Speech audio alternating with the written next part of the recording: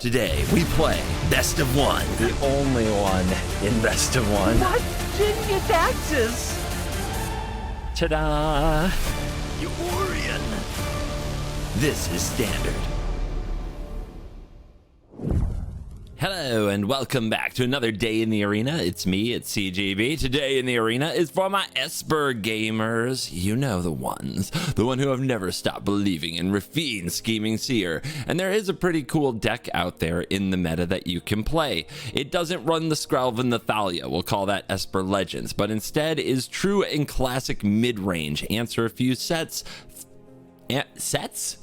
Answer a few threats. Then set up. You can see how I got there. Answer a few threats and then set up and then take over with a powerful board or an unbeatable Shieldred the Apocalypse. And the deck does have a few sweet cards from Eldraine like Lord Skitter the Sewer King and the Virtue of Loyalty, which let it take over in the late game. And then on the other hand, we've got some anti-red technology borrowed from other decks of the format. Lunarch Veteran appearing here as well. Actually a pretty good little life gainer in this deck, because in the matchups where it's not very good, just discard it to Rafine and cast the Graveyard Disturb side, and you have an evasive body also for Rafine. And just about any body can be a Rafine body. So yeah, Lunarch Veteran fills in very nicely here. Nice little combo with Lord Skitter to gain plenty of life and Wedding Announcement, and it's just making sure that mono red doesn't kill us, which is the #1 problem in Best of One.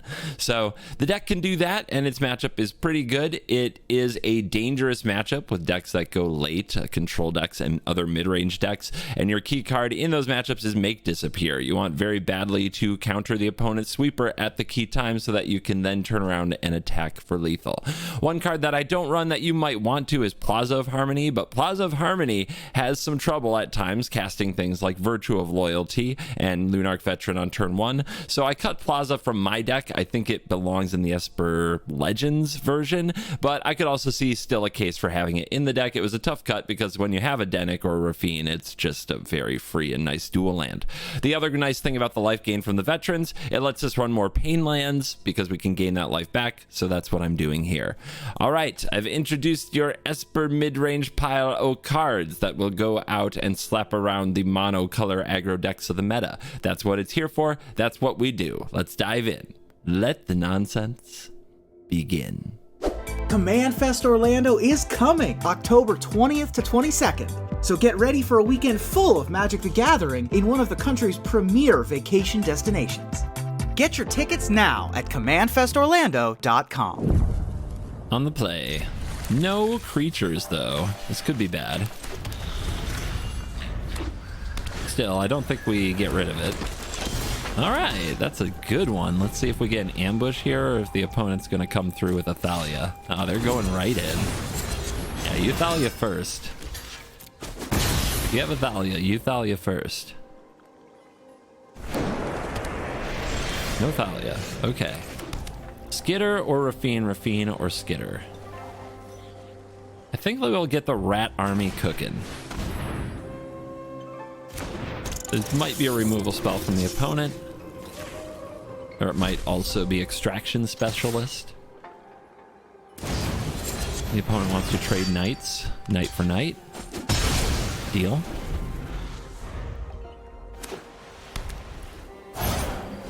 I mean, I don't think Mono White's going to be much of a controlled Mike Punch. I don't think Mono White's going to be much of a control deck, so I think them taking that trade is good for us. Do we play out a Shieldred? We cannot. Do we play a Rafine? Go over the top with Skitter, push damage. We could also go for the Throat and Virtue and have an even better Rafine next turn. Sure. Sounds fun.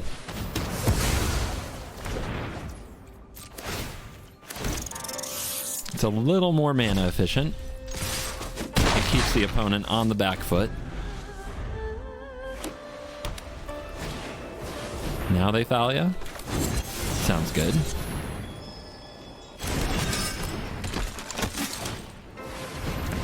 And Vanguard. So a 3/1 first striker is a bit of a pain, but it's the only good blocker they have. So let's get busy. So this will be a 4. We need 4 cards discarded. I'd like the land and the Shieldred, please. Casual 6/6 rat. The opponent gets to eat some of the attackers, but we get a Mega Lord Skitter backed up by a Killer Rafine.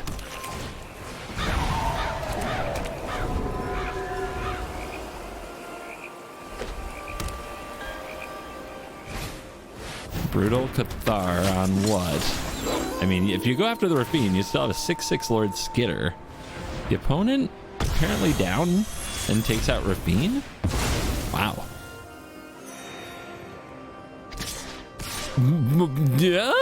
Yeah, I take it. You're at 9. White aggro, huh?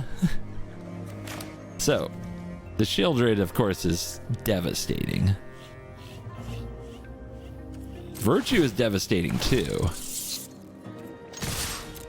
Here we come. Opponent? Opponent, your life total. Somebody tell them their life total's in danger. Draw that card, and you're done. Nasty. Nasty, nasty. Good curve. Good curve. And is it going to be aggressive? It is aggressive. Honestly, deciding whether or not to play the veteran or the cut down. We'll go with the veteran.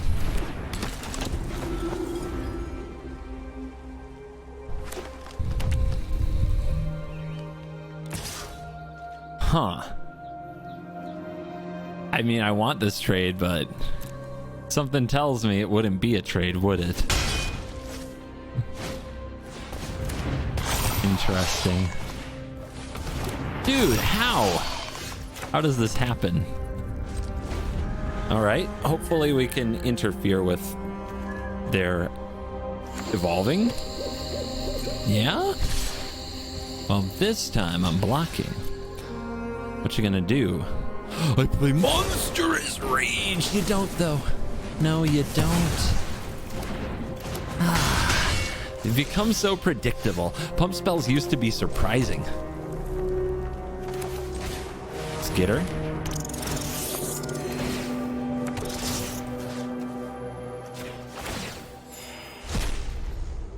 We're doing the thing. If they kill the Skitter, I might still want to trade, so let's hold back our veteran.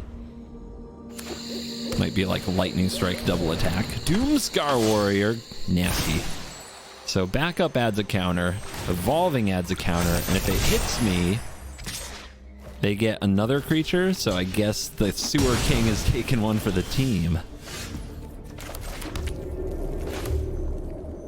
Shieldred. Big enough to block all this nonsense.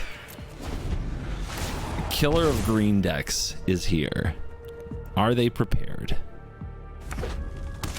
They are not prepared. How do you leave home without that preparation? All right, you stay back. But if we're not attacking with this, none of our attacks are particularly good. So I guess we are attacking. And then the opponent gets the attack with the Doomscar Warrior. If we attack with 2, we can put 3 counters on one of these and let the other die. That's pretty good. Killer Rat, because the veteran can come back.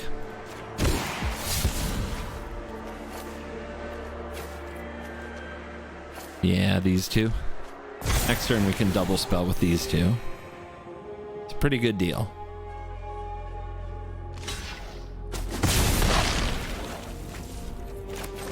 Or we can hold it up now. Let's hold it up now. And the opponent knows because we didn't bring back the veteran. Iconoclast? Do we care? I don't care. I'll just block that. Land? Alright, they just don't have it. They're gonna get smoked on this one.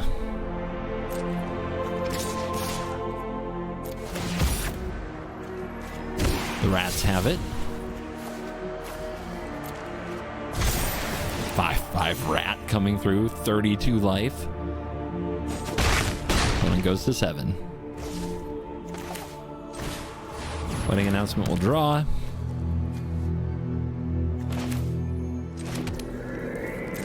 Make disappear, we'll lock it down. The opponent will scoop it up. Brutal. The efficiency is so ruthless. Opponent goes first. Rough. If they go 1-drop, 2-drop, I'm not sure we can compete. The Dennick's okay. And this might be ramp? Odawara Jetmir's Garden is weird. And they do have turn 2 up the Beanstalk, so that's hard to beat. Let's get a creature on the board. We have to spend our early turns developing and then try to counter their haymakers from a position where we have a board. So we have to try to get the Dennick and the wedding announcement down at the very least.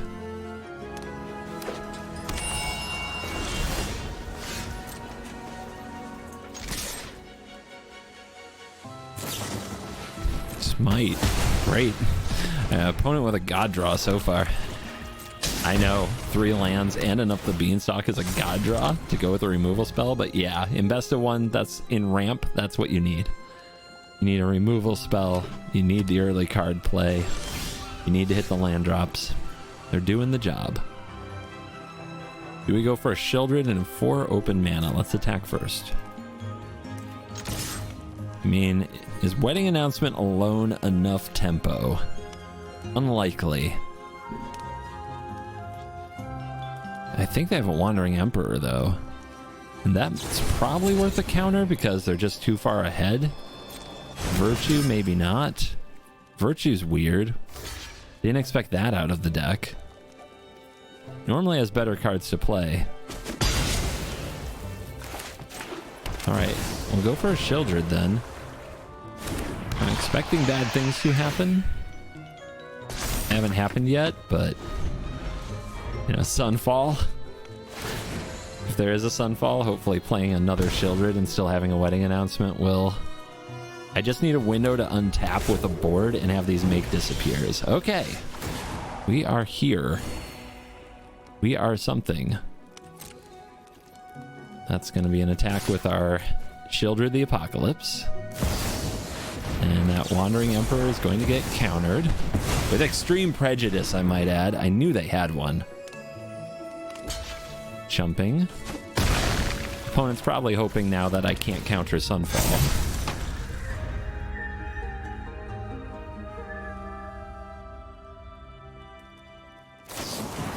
Oh, wow. They have the March. All right. Take the damage. Counter. We gotta try. This could be a huge turn for us. We attack for 9 here. They're in big trouble. And we have the Rafine. So that's 10, 11, 12 potentially, and they're at 14. Which means, yeah, we play the Rafine. We attack all. If we have the non-land cards to discard, the opponent's on 2 when they untap, and if they draw a card with Shieldred out there, they're gonna die. Looks like a control mage, and we're on the draw. This hand isn't great for it, but, you know, you gotta take some chances. And they go turn 1 frontliner off a thicket. Could mean a lot of things. You know one thing that keeps happening?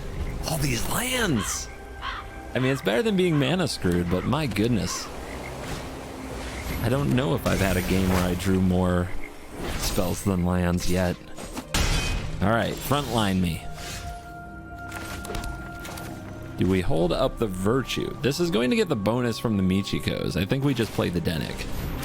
Virtue is not going to successfully ambush here. But the Michikos on turn 2 is pretty good for us. But they might have a Calyx, because that's the kind of hand I would keep if I had a turn 3 Calyx on the play. But instead it's Annex Sentry, which we can kill with a cut down. Some kind of artifact aggro deck so far in green-white. Do I give them the opportunity to protect this Sentry? Do I get down the wedding announcement and get it cooking? I don't know. I think I pass and let them commit, but if they have cameo safekeeping type of effects, this could get ugly. And I don't know enough about their deck to feel confident.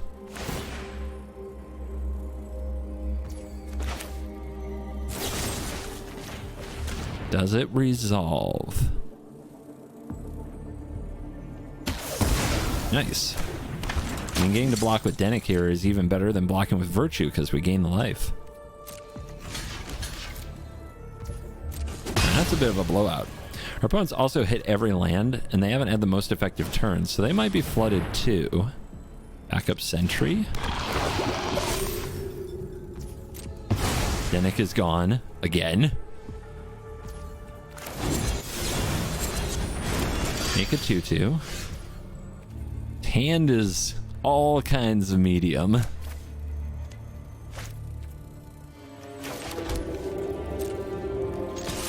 What do you got?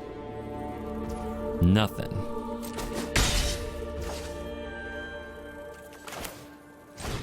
All right, I think I shift into token mode and just try to crank out loyalty next turn and make my creatures bigger than their creatures. I don't think we'll lose the game easily if we do that. I'm trying to hang on to a Ganjo. Ginger Brute.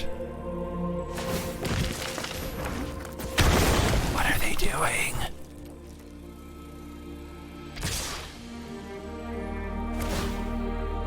What? Dude, so aggressive.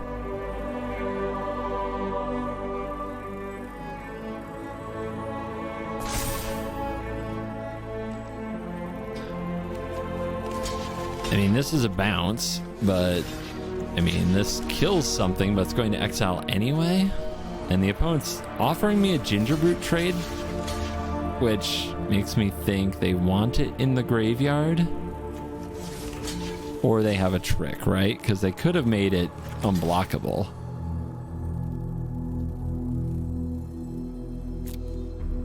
But I guess we'll play for maximum upside.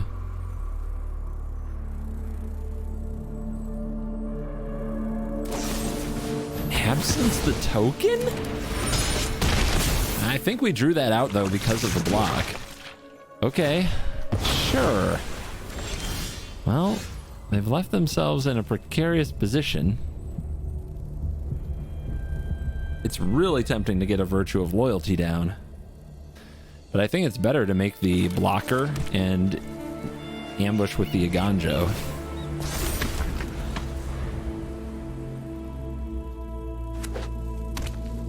They only have one card left. I feel like we've received their best shot. Look at them coming in with everything.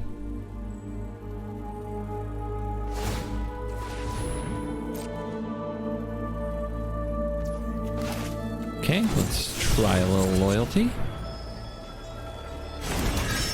They want to do anything about that? Let's try this again. Worked out well last time. Shrink the Portrait of Michiko. Block it with the Denick, which has lifelink. I mean, their last card. Is it a trick? Is it another Fateful Absence? It's a Naganjo of their own, but we don't take damage, so it's all good.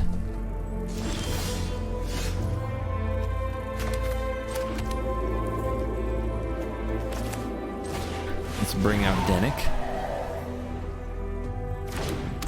And I think we have to start being aggressive. Our creatures are going to get bigger. We only have 7 health. The opponent has taken care of our lifelinker.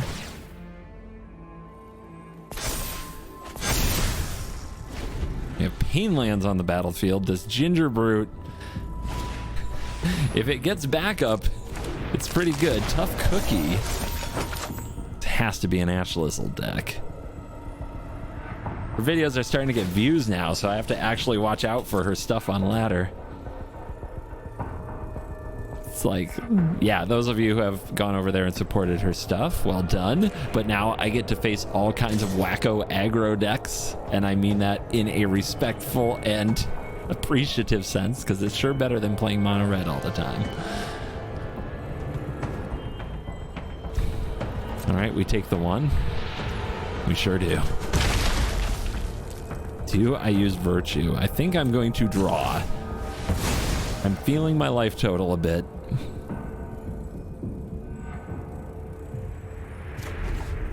Another announcement. And there is a lifelinking Dennick. We love that. So there isn't enough mana to power this up. The opponent can block the 3/3 with a 4/4. We don't love that. All the pain lands. Look at all the pain lands.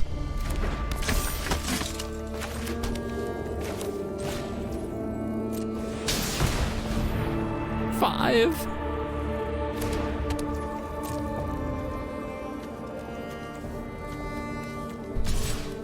They're only at 14.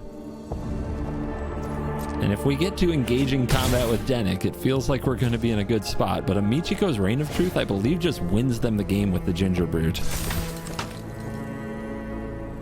So maybe the announcement wasn't worth it, but I think it's enough either way. All right, land off the top. Scary.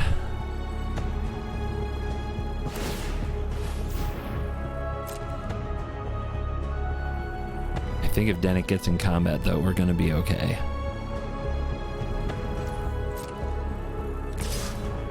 The Tough Cookie can't make the Ginger Brute a 4/4. Only non-creature artifacts. All right, we're going in. Down to 3. The Dennick's life gain might not be enough if they top deck Michiko's Reign of Truth, but they're at 10. We have 2 Vigilance creatures. We're definitely attacking with a Dennick. They can turn this into a 4/4. Then potentially 3 attackers coming the other way. I guess I'd oh, Virtue untaps everything. Let's go.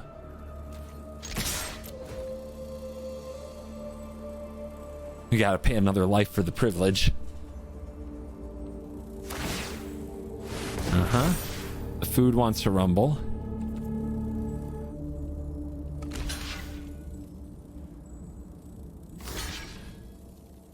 All right, they gotta block careful. They can't let another creature die or the portrait will go away. Blocking the Vigilance creatures certainly implies that they have forgotten about the Virtue or are hoping I play something else.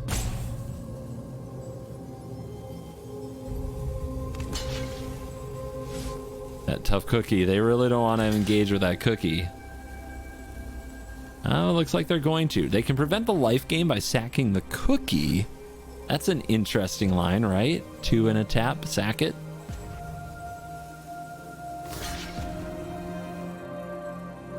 And looks like that's what their plan is. They need to draw a pump spell for the Ginger Brute.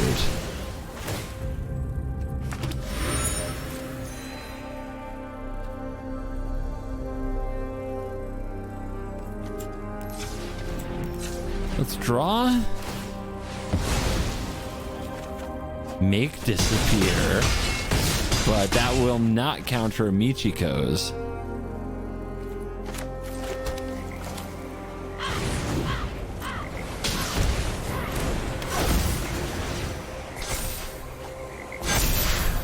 All right. Agatha Soul Cauldron will do it too. What have you got? Off the top. Hello? Thanks for the Power Stone, I guess? Huh. Didn't see that one coming.